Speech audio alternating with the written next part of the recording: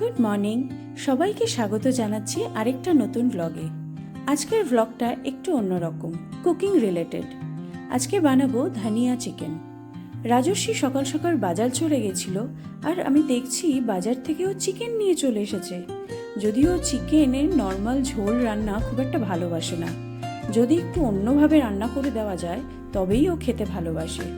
তাই আমি ভাবলাম ঘরে যখন ধনেপাতা আছে তাহলে আমি একটু ধনিয়া চিকেনই বানিয়ে ফেলি। তাহলে দেখে নিই কী কী লাগবে। প্রথমে আমরা চিকেনটাকে ম্যারিনেট করে নেব। চিকেন আছে 1 কেজি। সেই ম্যারিনেশনের জন্য চিকেনে দেব টক দই, জিরে, ধনের গুঁড়োটা পরিমাণে একটু বেশি দেবো কারণ এটা ধনিয়া চিকেন, আদা রসুনের পেস্ট আর সর্ষের তেল। এই মশলাগুলো দিয়ে ভালো করে চিকেনটাকে ম্যারিনেট করে নেব, আর ম্যারিনেট করে 1 ঘন্টা মতন রেখে দেবো। আমি ঘরে পাতা টক দই দিয়েই চিকেনটাকে ভালো করে ম্যারিনেট করে রেখে দিয়েছিলাম।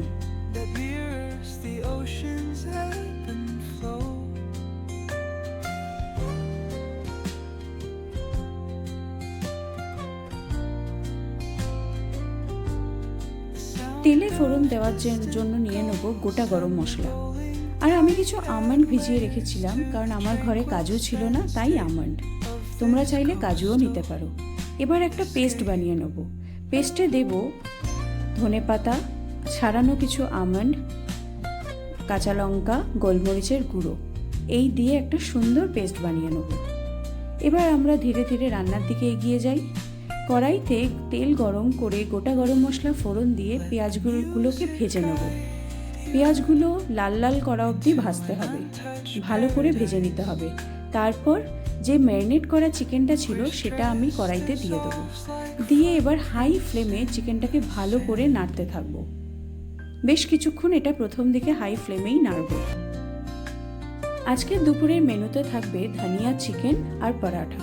প্রতিদিনই তো ভাত, ডাল, সবজি, মাছ এসবই খাই, আজকে না হয় একটু অন্যরকম খেলাম।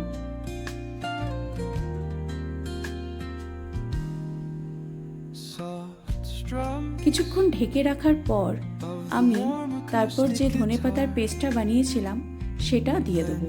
সেটা দিয়েও কিছুক্ষণ নাড়াচাড়া করতে লাগবে। আমি যখন চিকেন কষানোর সময় ঢেকে রাখি তখন আমি গ্যাসের ফ্লেমটা কমিয়ে রাখি, আর যখন ঢাকনা খুলে যখন আবার নাড়াচাড়া করি তখন একটু ফ্লেমটা বাড়িয়ে দিই। আর এই সময় আমি পাশের ওভেনে একটু জল গরম বসিয়ে রেখেছিলাম, যদি প্রয়োজন পড়ে তাহলে আমি গরম জলেরই ব্যবহার করব। যদিও চিকেন থেকে এত জল বেরোয় যে জল দেওয়ার প্রয়োজন পড়ে না। আর এই রান্নাটা হবে আজকে একটু কষা কষা। কিছুক্ষণ নাড়াচাড়া করার পর আমি আবার চিকেনটাকে ঢেকে রেখে দেবো।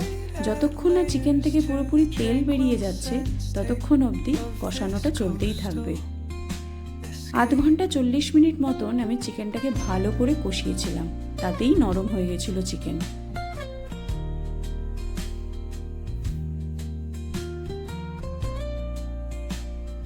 এবার সবাই দেখে নাও, তেল কিন্তু ছেড়ে গেছে আর চিকেন কিন্তু খুব ভালোভাবে নরমও হয়ে গেছে আর তৈরিও হয়ে গেছে।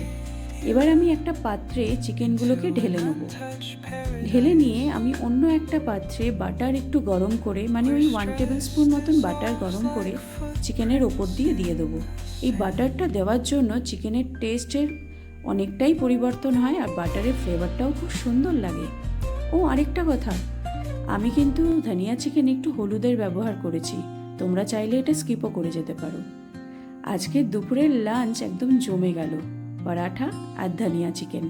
তোমরা কিন্তু অবশ্যই ট্রাই করো।